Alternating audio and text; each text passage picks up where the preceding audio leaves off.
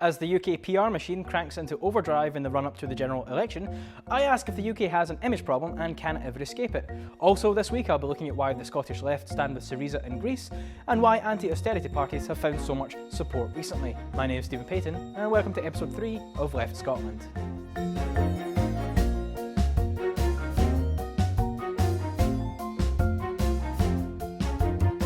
On the 18th of September last year, Scotland held a referendum on whether or not it wanted to be an independent country.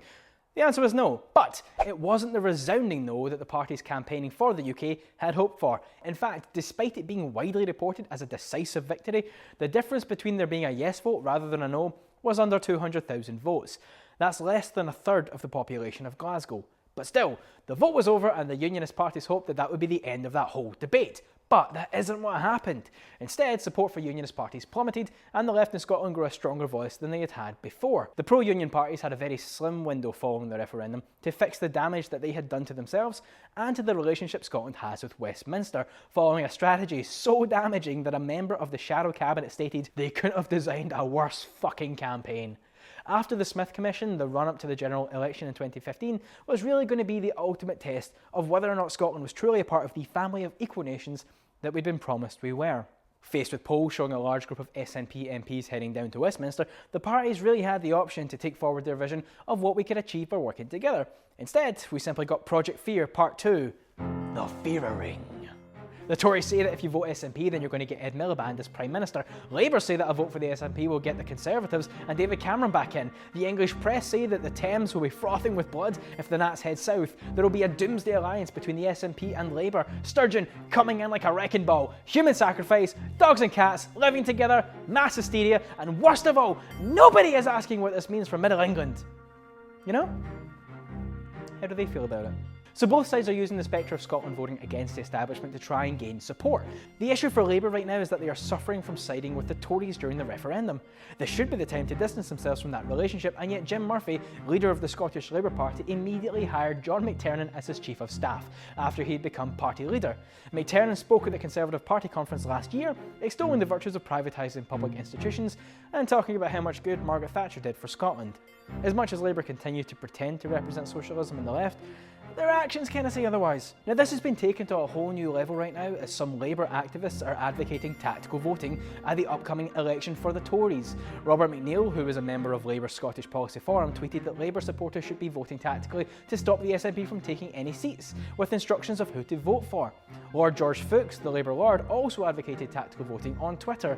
Meanwhile, Conservative voters such as Jill Stevenson here, who was active during the referendum, are also begrudgingly accepting online that they're going to have to vote Labour this time around. It's like they haven't learned anything. But even more worrying is that Labour MP Gisela Stewart has said that Labour should not rule out a grand coalition with the Tories if it would stop the SNP, a proposition that was later backed by Conservative Lord Baker of Dorking. It sounds ridiculous, but it's technically already happened. In 2012, during the last round of council elections, the SNP had the largest number of councillors elected in Stirling, but Labour and the Conservatives formed the coalition council to oust them. In fact, Aberdeen City, East Lothian and Falkirk councils all have Labour Conservative coalitions already. But then again, there are two SNP Conservative coalition councils too, so maybe that doesn't mean anything. Personally, I don't think it'll happen, but if it did, it would be the end of Labour south of the border too. Ultimately, the Westminster establishment and the parties associated with it have a serious image problem, which might be why the Conservatives spent over £100,000 on Facebook likes back in October. Every few days it seems a new story breaks that casts the UK establishment in a darker light. When it isn't paedophile rings, then it's the recent Cash for Access scandal. All three major Westminster parties have had MPs caught taking money in exchange for providing access for the rich to those who make major decisions about this country. The corruption sinks even deeper as it appears that Malcolm Rifkind, the Conservative MP offering access for cash, also had the government award his health company, Alliance Medical Group, an NHS contract, despite it now costing the taxpayer £7 million more than if it had remained with the NHS. But remember, if anyone asks, the NHS in England isn't being privatised. It became more apparent recently that not all was well in the state of Westminster when Tory MPs planned to sabotage a BBC documentary being made inside the House of Commons by pushing over a camera operator, then blaming the delay in the crew. They just don't want people to know what goes on in there. Perhaps the reason that people in Scotland seem to be voting overwhelmingly against the establishment is because they see it's time for a change.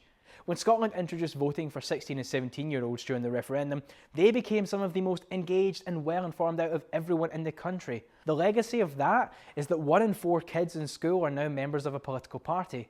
We're building a future here where we are all educated on the decisions being made for us. Meanwhile, the UK government is doing everything in its power to change that narrative, to remind us that everything UK is good and that we need to sit back down and wait.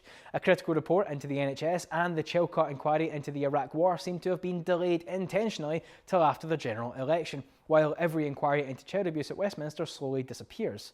Anything that challenges the narrative must be held off till after the election, when it can be dealt with over a longer period of time. And now what we have is the UK's response to further discontent, frequent scandals, disappearing reports, and a referendum that was much closer than they would have liked. It's our united future, built to last. Read all about it when this booklet pops through your door. The Scotland office have launched Our United Future, a glossy campaign that has a single purpose: to remind everyone that we voted no and that should be the end of it. And it's only costing £1.5 million of taxpayers' money. Westminster have also decided that all public work will have a big Union Jack and funded by UK government symbol on it. This will include bridges, motorways, Trident nuclear missiles, the £250,000 spent on champagne in the House of Lords over 4 years, and the Our United Future campaign itself, presumably. The message is clear. Be grateful for what we do for you. But the fact is, it's a lie. These projects are not funded by UK government. They're funded by you, the taxpayer. The UK government is not some large benevolent state giving us all charity. We fund infrastructure, we fund health and welfare, we fund the wages of our MPs. So maybe it's time we change who our MPs are. The legacy of our carnival of democracy is clear. A recent report shows that voter engagement is over 10% higher in Scotland than the rest of the UK for the upcoming general election, and almost twice as many 18 to 19-year-olds intend to vote in Scotland than in England. This focus on the apparent good that the UK government does for us is the death rattle of an institution that has had folk fooled for too long and is suddenly facing a population waking up to what it has become. When you have propaganda being dropped through your letterbox, it's clear they know they're on the run. The fact is, the union's dead. It's only a matter of time now. Back in February, a march was organised to show support for Syriza, the coalition party of the radical left in Greece that recently rose to power. I went along to find out why the left in Scotland stand with Syriza. Syriza is a radical left party that started out as a coalition of different parties, groups and individuals. In 2012, just before the national elections, the Syriza coalition was transformed into a political party. Currently, it is the main party of government in Greece. Syriza is a party of the left. As such, it does not subscribe to the view that austerity can lead to growth and full employment. On the contrary, we think that austerity is the wrong medicine.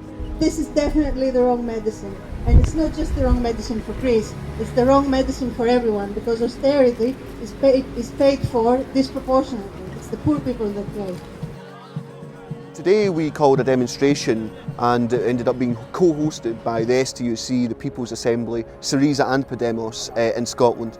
And we marched from the Scottish Parliament to Bute House. Up to 1,000 of us marched.